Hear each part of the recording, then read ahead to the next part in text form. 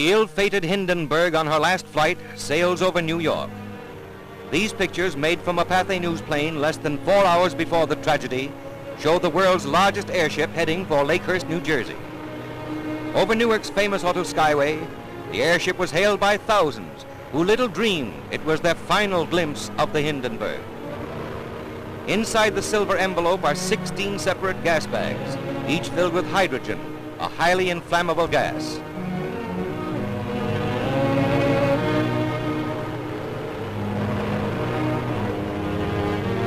From the ground, you can see the forward control cabin from which the ship is operated. The windows along the side indicate the location of the passengers' quarters, in which many were carried to a flaming death. Approaching Lakehurst, the Hindenburg appeared a conquering giant of the skies, but she proved a puny plaything in the mighty grip of fate. It almost seemed as if fate had set the stage for the horrible tragedy. A graceful craft sailing serenely to her doom.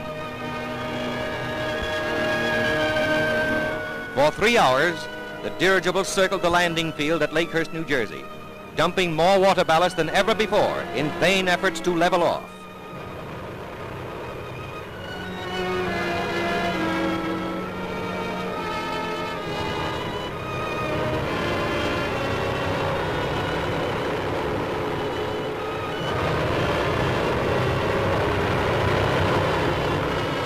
Again she dumps ballast, and a nervous tension grips those who are watching, for this is something unusual.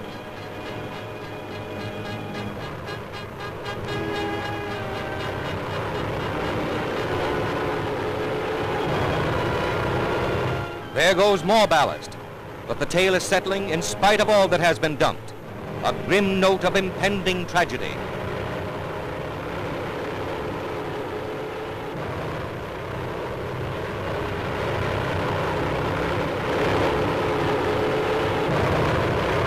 Finally, the landing lines are dropped. These scenes were filmed by Pathé News cameraman William Deek, and you're about to see the pictures he got when the ship exploded. Those aboard leaping for life from a flaming inferno, the actual crash of the Hindenburg, an airship destroyed in less than half a minute.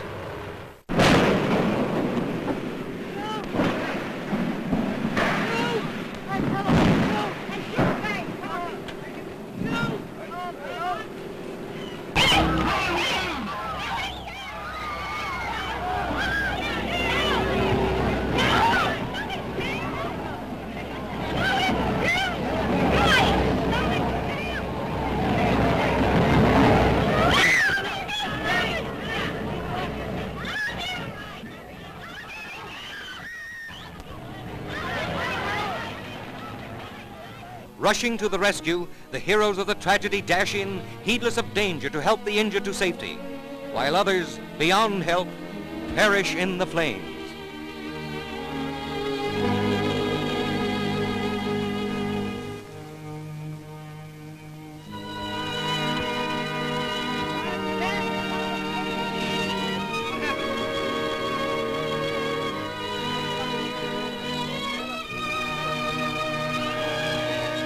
The blazing aftermath reveals the extent of the disaster, an inferno which became a flaming tomb, a twisted mass of girders, the seared and scorched skeleton of what was once a mighty airship.